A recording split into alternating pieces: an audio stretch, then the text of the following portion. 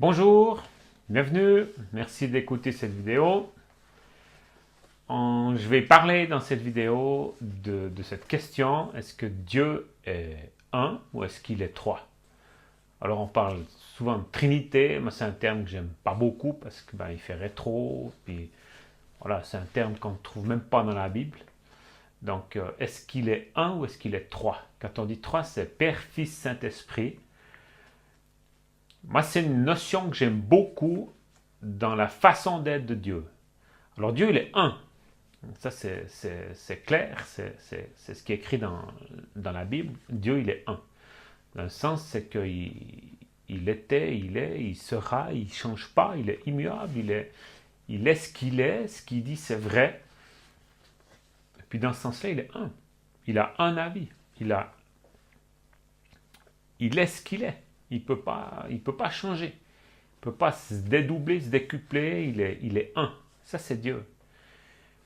Et puis en même temps, si on regarde ce que Jésus dit, il parle du Père, et il dit que lui, il est le Fils, il dit que le Père, il est en lui, que lui, il est dans le Père. Il dit jamais qu'il est le Père. Jésus, il dit jamais ça. Par contre, il dit, si vous me voyez, vous voyez le Père. Donc, il y a quelque chose dans cette relation, dans ce Dieu un et ce Dieu trois, Père, Fils, Saint-Esprit. Il y a quelque chose qui les unit, en fait. Il y a quelque chose qui fait que ce Père, ce Fils et le Saint-Esprit devient un. Et puis, en réfléchissant à ça, moi, je me dis, voilà, c'est extraordinaire parce que Dieu, on a souvent l'image de quelqu'un qui a de l'autorité, qui a du pouvoir, qui, qui, qui règne de façon unique, c'est-à-dire c'est le seul à avoir le pouvoir. Puis quand on dit c'est le seul à avoir le pouvoir, il n'y a pas cet esprit de soumission, il n'y a pas pas cet esprit peut-être, mais cette attitude, il n'y a pas ce devoir d'être soumis. Voilà, c'est ça. Donc une personne qui est en place sur un trône, on le voit dans nos gouvernements, s'il y a un président, si c'est une république, par exemple, il y a un président, alors dès que ça change de président, tout peut changer, tout peut basculer. Donc il y a une instabilité qui est claire et évidente. En Suisse, par exemple, il y a une confédération, donc il y a un conseil des ministres, et là on voit que c'est beaucoup plus stable. Alors c'est peut-être beaucoup plus lent, mais c'est beaucoup plus stable. Et dans ce sens, c'est un peu comme ça que je vois Dieu. C'est que il est un, mais il est pluriel dans un sens, c'est que lui vit aussi cette pluralité. C'est pas un Dieu qui s'est mis en tant que souverain dictateur. Moi je décide, moi je fais, c'est comme ça, et puis moi je suis pas du tout ouvert à tout le reste. Non. Au contraire, je pense que Dieu de la Bible, c'est un Dieu qui est généreux, qui donne et qui vit la soumission, qui est un Dieu qui est humble, qui est un Dieu qui montre l'exemple. Par exemple, s'il montre l'exemple, donc il vit dans cette soumission. Parce que Dieu nous dit, aimez-vous les uns les autres, soyez soumis les uns aux autres. Notre défi sur cette terre, c'est de vivre ça. Vivre la relation dans un couple, par exemple, c'est un gros défi, mais on dit souvent, on est unis, on est un. Dans un couple, on est un. Mais qu'est-ce qui nous unit dans un couple? C'est justement cette complicité, cet amour, ce choix qu'on fait de vivre ensemble, dans cette unité, on représente un. Parce qu'on met nos avis ensemble, on met nos choix ensemble, et on a cette volonté, ce désir de tracer un chemin commun. Ça fait que dans un couple, on est un.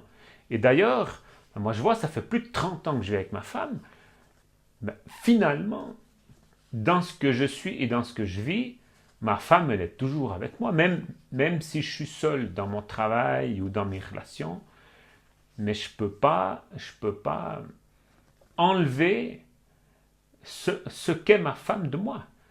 Ce que je vais dire, ce que je vais choisir, la direction que je vais le prendre en fonction de ma femme. Donc mes choix et mes décisions se rend dans cette connexion, dans ce lien, dans cette unité que j'ai avec ma femme.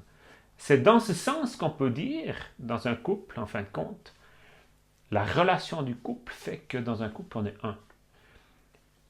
Je pense que Dieu, il vit la même chose. Et ce qui est beau, c'est que Dieu nous a pas dit aimez-vous les uns les autres, vous êtes un dans l'union. Il ne nous l'a pas dit seulement pour qu'on le vive et puis pour que nous, on l'expérimente de notre côté, parce que ça peut faire un peu le truc, voilà, je vous mets un peu cette patate chaude sur le dos, c'est quelque chose qui est vraiment difficile à vivre, parce que de vivre une relation comme ça, c'est un des plus gros défis qu'on a dans cette vie, je pense. Alors Dieu ne nous a pas dit, voilà, vivez-le, moi je ne le vis pas, de toute façon, mais c'est à vous de relever ce défi. Non, Dieu au contraire. Et c'est en ça que moi je trouve que Dieu de la Bible, c'est vraiment Dieu. Ça prouve qu'il est Dieu, c'est qu'il ne dit pas faites ce que je dis et puis pas ce que je fais. Non, il dit je fais et vous faites. Et vous marchez après moi. Et moi je montre l'exemple. Dans le sens que Dieu de la Bible, il est pluriel, mais il est un. Donc il est Père, Fils, Saint-Esprit. Et dans cette unité, dans cette relation, il est un. Quand Jésus dit « Si vous m'avez vu, vous avez vu le Père », ça exprime cette unité, ça exprime cette relation profonde et cette relation extrêmement intime, extrêmement proche, dans le sens qu'ils se connaissent tellement, ils s'aiment tellement que Jésus exprime tout ce que le Père est, hein, dans ses attitudes, dans son comportement, dans ses paroles. Il y a tout ce que le Père est parce qu'ils ont ce lien d'amour tellement profond qu'ils sont un. Quand Jésus parle du corps du Christ, par exemple, il dit que lui, il est la tête et que nous sommes des parties du corps, je vois un peu la même unité. Un corps, c'est un. C'est pas, voilà, c'est un, c'est pas une pièce là, non. C'est un corps qui marche selon le même esprit, selon le même amour. Hein, la main est soumise au pied, c'est pas la main qui va dire au pied tu fais ça et tout ça. Il y a cet état de soumission, de respect, de se réjouir aussi de l'autre, du positionnement de chacun, de se reconnaître les uns les autres. Il y a tout ça dans l'unité du corps. Ben moi je vois Dieu comme ça, et puis c'est ce qui me dit que Dieu de la Bible, c'est vraiment Dieu. Parce que ben sinon il aurait simplement pris le pouvoir, il se serait imposé, et c'est ce qu'on imagine souvent de Dieu. On dit Dieu, il est Dieu, donc il peut tout faire, il a tout le pouvoir, il fait clac, clac, clac et tout ça. Ben non, Dieu il n'est pas comme ça, dans le sens qu'il est soumis à une pluralité, à un ensemble. Mais il est tellement uni dans cette soumission qu'il est un, il a un avis. Hein, il a une entité, il est un, vraiment, parfaitement un. Et c'est ce qui prouve que Dieu est Dieu. Et je pense que c'est ce qui fait qu'il doit se soumettre à certaines choses. Hein? Par exemple, quand il dit quelque chose, quand il décide quelque chose, il va pas faire autrement. Il va vraiment être soumis à ce qu'il est et à ce qu'il dit. On a aussi dans notre tradition, on a cette phrase « un pour tous, tous pour un ». Donc pour moi, c'est aussi quelque chose qui montre que dans le cœur de l'homme, il y a ce désir de vivre cette unité. Il y a eu justement des situations qui nous ont dit plus on est fort, plus on est ensemble, plus on sera fort. L'union fait la force, par exemple. Alors quand on dit que l'homme a été créé à l'image de Dieu, c'est dans cet esprit-là. Je pense vraiment que ça montre encore une fois qu'on a été créé à son image. Dans le sens que Dieu, il est Père, Fils, Saint-Esprit, trois, mais dans cette unité qui est très puissante et très intime, très profonde, il est un. Ben dans ce sens, nous on vit les mêmes choses. L'union fait la force. Je pense que ce n'est pas une phrase qui sort de n'importe où. Hein. C'est qu'on voit que quand on est uni, on est puissant, parce qu'on est uni. Hein. Uni vient de un. Donc on forme un tout quand on est uni. Dans la Bible, par exemple, il dit, là où 2 ou 3 sont réunis, je suis au milieu de vous. Ça va dans le même sens. Quand on se réunit et qu'on se met d'accord, donc qu'on est unis pas seulement dans le fait d'être ensemble, mais on est unis dans la pensée, on est unis dans la décision, on est unis dans ce qu'on désire. Dieu est au milieu de nous. Pourquoi? Parce qu'il est comme ça. Parce qu'il voit cet effort d'unité, il voit cette soumission, il voit cette reconnaissance qu'on a les uns envers les autres et ce désir d'être ensemble.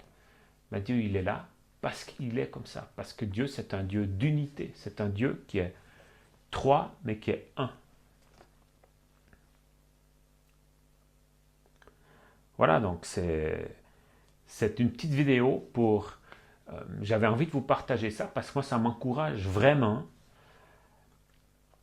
Quand je pense que Dieu, il est comme ça enlève de mes pensées ce mensonge qui dit que Dieu, c'est un Dieu qui jouit de la puissance et qui fait simplement ce qu'il veut, comme ça. Alors, il fait ce qu'il veut, mais pas n'importe comment.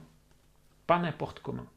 Il fait ce qu'il veut dans une soumission, dans un ordre, dans une cohérence extrême où il a posé des principes. Il y est soumis et il est soumis à justement cette pluralité du Père, du Fils et du Saint-Esprit qui forment Dieu. Voilà, donc c'est un encouragement pour moi de me dire que Dieu, il ne nous a pas créés dans une notion où nous, on doit tous taper les gros défis. Ces défis de l'unité, ces défis d'être soumis les uns aux autres, d'aimer l'autre comme moi-même. Quand Jésus dit « aimez-vous les uns les autres », c'est un défi qui est incroyable. La vie du couple, c'est un défi qui est incroyable. Hein? Mais si on sait que Dieu, il est dans ce même défi, ben pour moi, ça m'encourage. Et ça m'encourage de me dire, mais ce Dieu-là, le Dieu de la Bible, il est digne d'être Dieu. Parce qu'il vit selon ce qu'il dit. Hein? Il ne dit pas, faites ça, et puis moi, je vis une autre situation, beaucoup plus facile, dans laquelle je suis complètement dégagé de toute soumission et de toute cohérence. Non, Dieu, il est vraiment cohérent. Hein? Voilà, donc, ça m'encourage, donc je me dis peut-être ça peut aussi vous encourager dans ce sens, de se dire que Dieu, il l'a d'abord appliqué à lui, ce qui nous enseigne, et de ces principes qu'il nous dit de mettre en place dans nos vies, parce que ce sont des principes de vie. Hein? Dieu, il est vie, donc les principes qu'il nous donne, ce sont des principes de vie. Si dans notre société, si dans notre couple, si dans notre famille, si dans tout ce qu'on vit, on arrive à vivre cette unité, ce fait d'être un, de se mettre ensemble et d'être un, c'est d'une puissance qui est juste hallucinante. Donc c'est en ça que ça encourage et que ça peut nous aider, des fois, à être soumis. Voilà. Si mon épouse pense ça, puis que moi je ne suis peut-être pas forcément d'accord, en fait on va faire ce travail pour continuer d'être un. Hein, on ne va pas dire, bon, ben voilà, toi tu penses ça, tu vas de ton côté, moi je pense ça, je vais de mon côté. Et petit à petit, on va se séparer. On va dire, bon, voilà, on n'est plus d'accord. Donc en fait, on est deux. Et ça devient limite. Ça devient dangereux pour qui on est ensemble, pour la stabilité du couple, pour ce qu'on vit ensemble. Ce qui donne de la puissance dans un couple, c'est justement quand on arrive à trouver et à marcher sur ce chemin commun. Dans toute situation, on travaille pour ce chemin commun. Et c'est ce que Dieu est, et c'est ce que Dieu y fait, et c'est ce que Dieu nous dit. Si vous vivez ces principes, ce seront des principes de vie. Et dans un couple, moi je suis persuadé que quand on travaille pour trouver le chemin commun, et qu'on trouve finalement le chemin commun, c'est-à-dire que nos cœurs sont attachés l'un à l'autre parce qu'on a décidé, parce qu'on a choisi, parce qu'on a discerné, parce qu'on a la volonté de marcher ensemble, parce qu'on tient compte de l'autre, on reconnaît l'autre et on se soumet à l'autre et qu'on marche dans ce sens, je suis persuadé que ce sont des principes puissants qui posent la vie, qui posent une puissance de vie dans nos couples et une puissance d'unité. Ben Dieu, il est comme ça. Moi, je suis persuadé que Dieu, il est comme ça.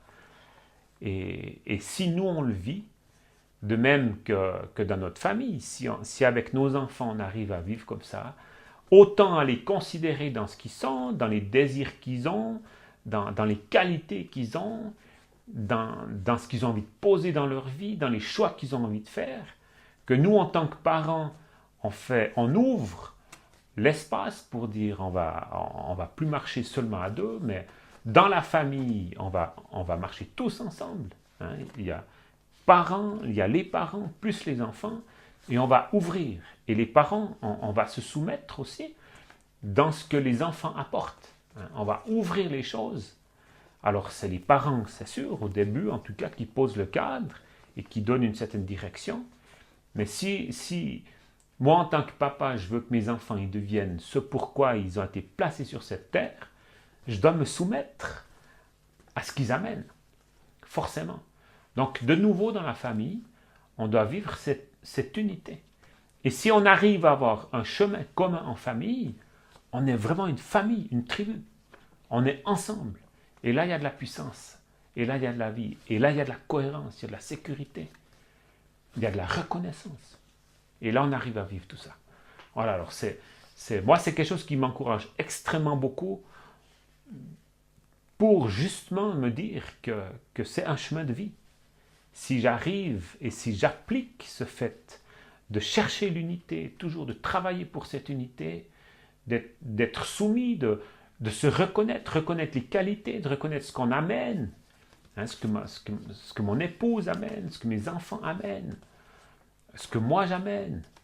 Et puis après, dans ce qu'on vit, dans les désaccords qu'on vit, c'est de travailler pour trouver un chemin commun. Il y a toujours un chemin commun. Et Dieu en plus nous aide à trouver ce chemin commun. Et quand on trouve ce chemin commun, ce qui est en plus très beau, nous en tant qu'humains, c'est qu'on a progressé, on a grandi, on a changé. Donc, quand on trouve le chemin commun avec son partenaire, avec son conjoint, avec ses enfants, on est confronté à des choses qui peut-être s'opposeraient à la vie de l'autre ou à ce que l'autre amène. Et le fait d'être confronté, ça nous amène à nous connaître plus et ça nous amène à grandir, à être enseigné. Ça nous amène à lâcher certaines choses qu'on doit lâcher, que parce que ça confronte l'autre, ce regard de l'autre, parce qu'on a le vis-à-vis qui est en désaccord, alors ça va mettre une certaine lumière dans ma vie. Je me dis, ouais, ça c'est vrai, ça je peux abandonner. Ça c'est pas quelque chose qui va nous permettre de trouver l'unité. Donc c'est quelque chose que j'abandonne. Hein? Et puis dans ce sens-là, je me bonifie, je grandis. On voit Dieu étant éternel, Dieu je pense qu'il a une unité qui est extrême. Il vit dans un qui est extrême, absolument extrême, qui est juste la perfection. Donc, tout ce qui est en Jésus et dans le Père, ça revient vraiment à dire ce qu'ils ont dit. S'il y en a un qui fait un choix, qui prend une décision, ils sont tous de toute façon ensemble. Et ils tracent ce chemin pour dire Dieu est un. Alors nous, c'est notre apprentissage. Et je pense que c'est pour ça que Dieu il nous a créés êtres humains dans un besoin de vivre les uns avec les autres. Un être humain qu'on met tout seul toute sa vie, il meurt. C'est impossible pour un être humain de vivre seul. Alors c'est pour ça, de nouveau, Dieu nous a créés à son image avec un besoin de l'autre, avec ce besoin d'être avec l'autre, mais pas seulement pour se confronter et pour se taper dessus, au contraire, apprendre par un travail d'unité. Et quand on est dans cet apprentissage pour vivre l'unité, c'est là qu'on grandit. Parce que c'est là qu'on est confronté, qu'on a un vis-à-vis, qu'on doit poser les choses, qu'on doit apprendre à être vrai, qu'on doit apprendre à montrer qui on est, autant nos défauts, autant accepter nos défauts, autant nos qualités. On doit placer nos qualités, parce que nos qualités vont permettre à l'autre de grandir également. Donc il y a ce travail d'unité, et Et voilà, c'est ça que je voulais vous partager. Cette unité que Dieu vit, cette unité que nous, on est appelés à vivre dans un peu des dynamiques différentes dans notre vie. Et ça nous apprend à grandir. Ça nous apprend à connaître Dieu déjà.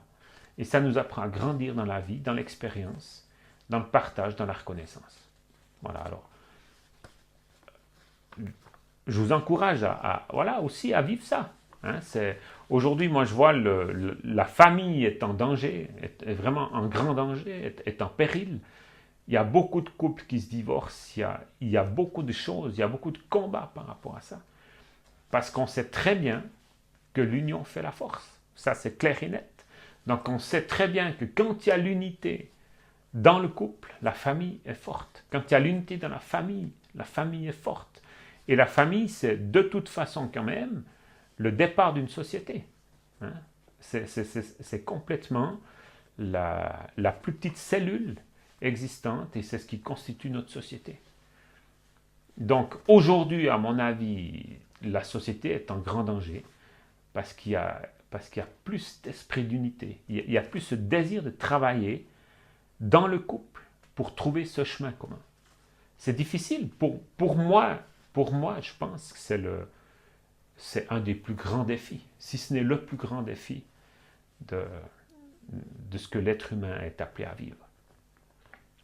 Voilà, alors soyez encouragés avec ça, et puis allez de l'avant pour chercher le chemin commun avec votre conjoint, avec vos enfants, dans votre famille, et dans toutes les relations que vous avez. Trouver l'unité, c'est de toute façon quelque chose qui amène la paix, qui amène la vie, qui amène la force. Et c'est ça le chemin de la vie. Voilà. À bientôt et bonne suite. Au revoir.